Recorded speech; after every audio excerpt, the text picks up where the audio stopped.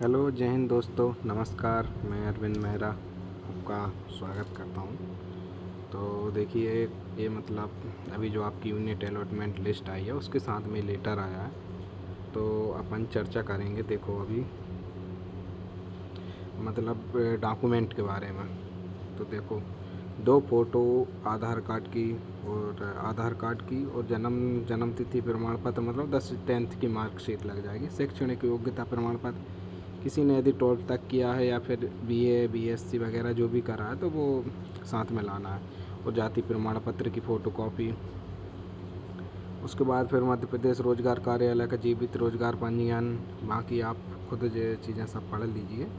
और देखो, जिन सबकी मतलब सबकी दो दो फ़ोटो काफ़ी साथ में लेकर आना है। सबकी दो दो फ़ोटो कॉपी आपको साथ में लेकर आना है। और उसके बाद में फिर चलते हैं। तो मेन जो डाउट है लड़कों का वो है अनुप्रमाणन फॉर्म को लेकर, कि अनुप्रमाणन फॉर्म जो है वो कैसे भरें, उसमें क्या भरना है और उसको कैसे भरना है। देखो, सबसे पहले आप इसको डाउनलोड करवा लीजिए साइट से। और इसके मतलब ऐसा नहीं कि इसको अलग अलग पेज पे डाउनलोड करना है, इसको दोनों साइड पेज पे प्रिंट आउट करवाना है, एक पेज पे।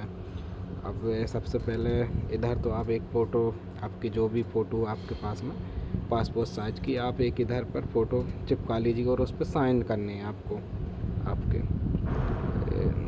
फिर उसके बाद आप नीचे आएंगे तो पूरा नाम स्पष्ट अक्षरों में, मतलब जो भी आपका नाम है पूरा नाम लिखना है, आपका जो भी सरनेम है वो लिखना है। इधर फिर आपका नीचे आ जाती हैं तो वर्तमान पूरा पता, अर्थात ग्राम, थाना, जिला, क्रमांक, गली, मार्ग, सड़क तथा नगर और राज्य जिसमें वह स्थित हो, इसको भी पूरा भरना है। जो भी आपका आधार कार्ड में एड्रेस है उसको पूरा लिख दीजिए। घर का पूरा पता, यदि आपका जो सेम एड्रेस है तो वो भी पूरा आ जाएगा। फिर यदि मूलतः पाकिस्तान के निवासी हैं तो उस देश में आपका प्रति, इसको नील खाली छोड़ देना है, इसको नहीं भरना है। फिर चौथे नंबर पर आ जाते हैं तो निवास अवधियाँ सहित उन स्थानों के ब्यौरे जहां आप पिछले 5 वर्षों के दौरान 1 वर्ष से अधिक समय तक रहे हों। यदि विदेश जिसमें पाकिस्तान भी शामिल हो, सभी स्थानों के ब्यौरे दिए जहां आप 21 वर्ष की आयु के बाद 1 वर्ष से अधिक रहे हों। इसमें मतलब यदि आप, खैर इसमें कोई ज़रूरी नहीं है, यदि आप पढ़ाई वढ़ाई के लिए कोई बीएससी वगैरह या कुछ एजुकेशन के लिए कहीं बाहर जाते हैं, जैसे मैं इंदौर गया था, तो उधर कितने टाइम तक रहे उसका मतलब ब्यौरा लिखना है, कि आप एक साल रहे, 2 साल रहे, आप किस लिए रहे, पढ़ाई के पर्पज़ से रहे या जिस भी पर्पज़ से रहे, वो इस पे आपको जानकारी भरनी है। और उसके बाद फिर आ जाते हैं नीचे, तो निवास का पूरा पता, अर्थात ग्राम, थाना, जिला, अर्थात घर, क्रमांक, गली, मार्ग। इसमें भी वही एड्रेस है, सब कुछ नहीं है कि कब से कब तक रहे। फिर उसके बाद पूर्ववर्ती खनिम उल्लिखित स्थान के जिला मुख्यालय का तथा वह राज्य जिसमें वह स्थित हो। तो जो भी एड्रेस है आपका, तो जो चौथा नंबर पॉइंट है कि जैसे आप कहीं बाहर पढ़ने के लिए गए या फिर कहीं किसी उससे मतलब 1-2 साल आप रहे, तो उसके बारे में कि, तो इसमें जैसे या मतलब जिस भी डेट से आप ऐसे 2020 से रहे 2000 तक, मतलब 2025 तक, तो उस टाइम पे उसका एड्रेस लिखना है कि आप कौन से मोहल्ले में रहे, और वो मध्य प्रदेश में है या अदर स्टेट में है उसका जानकारी लिखना है आपको, और वो कौन सा ज़िला है, बस इतना है। फिर उसके बाद 5वें नंबर पे आ जाते हैं तो पिता का पूरा नाम तथा उपनाम यदि कोई हो, तो पिताजी का पूरा नाम और उनकी यदि कोई सा उपनाम या फिर जो जाति है वो लिख देना खाली। वर्तमान डाक पता, यदि स्वर्गवासी हों तो पिछला पता दीजिए। मतलब जो वर्तमान आपका आधार कार्ड है उसमें जो एड्रेस है आपको वो लिखना है खाली। घर का स्थायी पता, जो वर्तमान पता है वो घर का स्थायी पता। व्यवसाय आप क्या करते हैं, कृषि करते हैं या जो भी पिताजी आपके जो भी काम करते हैं उनका लिखना है। यदि किसी सेवा में हो तो उनका पदनाम तथा कार्यालय का पता दीजिए, यदि नहीं है तो नील लिख दी। फिर उसके बाद आ जाती हैं 6वें नंबर पर, एक नीचे उल्लिखित व्यक्तियों की राष्ट्रीयता, पिता हैं, माता हैं, पति या पत्नी या और जो अपन है, और पति पत्नी का जन्म स्थान। इसमें जन्म स्थान में जो आपका गांव है या फिर जहां भी आपका जन्म हुआ वो लिखना। पिता माता सब मतलब सब भारतीय हैं तो इसमें भारतीय लिख सकते हो, कोई दिक्कत नहीं। कोई ऐसा तो है नहीं कि जिसकी मम्मी या पापा कोई एक विदेश से।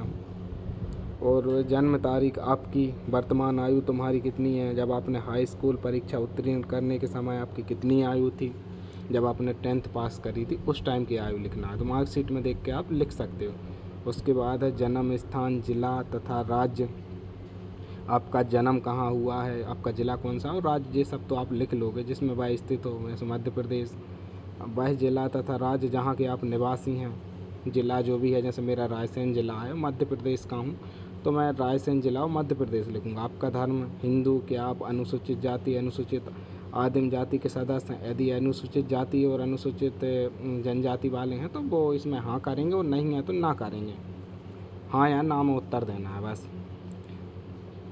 शैक्षणिक अहर्ताएँ, वह वर्ष सहित उन संस्थाओं स्थानों के नाम जहाँ आप अपने शालाओं महाविद्यालयों 15 वर्ष की आयु से अध्ययन किया हो। तो इसमें सब लिखना है कि आपने 10th कहाँ से करी, कब से कब तक करी, प्रवेश की तारीख, साला छोड़ने की, उत्तीर्ण परीक्षा, पास या फेल जो भी है, वो जिस स्कूल से भी पढ़ाई करी, जिस कॉलेज से पढ़ाई करी, उसका पूरा लिखना है। पहले 10वीं का लिख देना, फिर 12वीं का, फिर उसके बाद कॉलेज का लिखना है, इसमें पूरा डाटा आपको।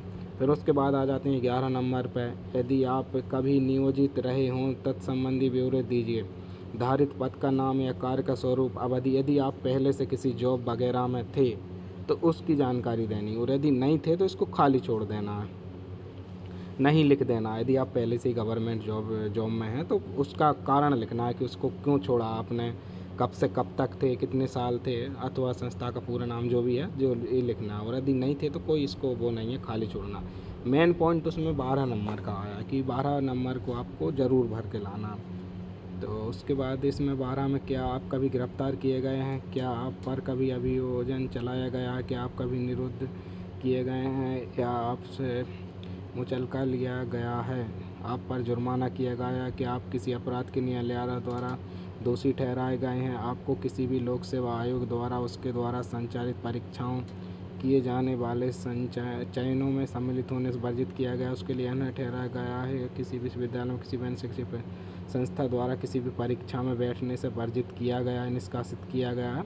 तो इन सब चीज़ों के बारे में यदि आपको ऐसा कुछ है और आपका मतलब प्रकरण है तो हाँ लिखना, नहीं तो ना लिखना है, नील कर देना है, या फिर ना नहीं लिखना है खाली, बस इसमें और कुछ नहीं करना है। फिर उसके बाद खा पॉइंट पे आ जाते हैं। इसे अनुप्रमाण फॉर्म के भरते समय किसी भी न्यायालय, विश्वविद्यालय, किसी भी शैक्षणिक प्राधिकरण संस्था में आपके विरुद्ध कोई मामला लंबित है तो हाँ लिखना है, और नहीं है तो ना लिखना है या नहीं लिखना है। यदि का अथवा खा में पूछे गए प्रश्नों के संबंध में आपके उत्तर में हो तो आपको इस अनुप्रमाण फॉर्म को भरते समय मामले, गिरफ्तारी, निरोध, जुर्माना, दोषी दया, दंडादेश आदि के पूरे ब्यौरे प्रस्तुत करने चाहिए, तथा इस फॉर्म को भरते समय न्यायालय, विश्वविद्यालय, शैक्षणिक प्राधिकरण आदि के समक्ष जो मामला लंबित है उसका स्वरूप बतलाना चाहिए। इस जानकारी के अतिरिक्त जहाँ लागू हो वहाँ अतिरिक्त ब्यौरे भी दिए जाएँ। अब इसमें फिर उसके बाद में जी मतलब नीचे वाला भरने के लिए बोल रहा है, जैसे आपका अपराध क्या है या आरोप क्या है, यदि है तो ही इसको भरना है, नहीं तो ज़रूरी नहीं कि इसको, जिसका कोई नहीं है तो वो सिर्फ ना लिख सकता है, और या फिर इसको खाली भी छोड़ सकता है, क्योंकि जब उसके खिलाफ़ कोई है ही नहीं है तो ना लिख सकता है या फिर भर सकता है। तो जिसका मतलब कुछ है, यदि मामला वगैरह तो दिया गया दंड या क्या दोष मुक्त कर दिया गया तो उसका भी जानकारी लिखना है आपको। इसमें जो 1 2 3 4 5 6 7 गाता का मतलब जो है उसका पूरा जानकारी लिखना है। फिर अभ्यर्थी इस अनुप्रमाण फॉर्म के ऊपर दी गई चेतावनी नोट करना। उसके बाद फिर आपके इधर साइन होंगे, आज मतलब जिस तारीख को वो फॉर्म भरा है आपको उसका डेट लिखना है, और स्थान जो भी आपका गांव है, और आपके मोहल्ले के ऐसे उत्तरदायी व्यक्तियों के 2 निर्दोषियों के नाम जो आपको जानते हैं, तो आपके चाचा या आपके पड़ोस में जो भी हैं उनके दोनों के इधर नाम लिख लीजिए और आपके नीचे साइन कर दीजिए और तारीख लिख दीजिए, स्थान। फिर उसके बाद आ जाते हैं नीचे, मैं प्रमाणित करता हूँ कि जो मतलब इसको सबको भर कर उम्मीदवार के साइन, हस्ताक्षर आपके साइन करना है। फिर इसको गैजेटेड ऑफिसर से, जो सबसे मेन चीज़ ये नीचे वाला है, इधर सिर्फ आपका नाम आएगा, और उसके बाद ये पिता या पति का नाम है उधर आपके पिता का नाम आएगा, और जो महिलाएं हैं जिनकी शादी हो गई तो उनके पति का नाम आएगा। और सिर्फ ये मतलब कोई भी गैजेटेड ऑफिसर से, या फिर जो आपके स्कूल के प्रिंसिपल हैं, या मान लो हेड मास्टर के भी हो जाते हैं, तो उन सब के इसमें सिर सील और साइन करवाने, और कुछ नहीं लिखवाना। बाकी जो नीचे लिखा है ना कार्यालय द्वारा भरा जाए, इसको अपन को नहीं भरना है, इसको अपन को खाली छोड़ देना है बस। और यदि इसके बाद भी कोई आपकी और भी क्वेश्चन हो, क्यूरी हो, या फिर जो भी मतलब रह गई हो कुछ अधूरी जानकारी, तो आप मुझे इंस्टाग्राम पे उसका मतलब जो भी जिस चीज़ आपको समझ में नहीं आ रही तो वो मैसेज कर सकते हैं, तो मैं उसका प्रॉपर रिप्लाई दूंगा। जय हिंद, जय भारत।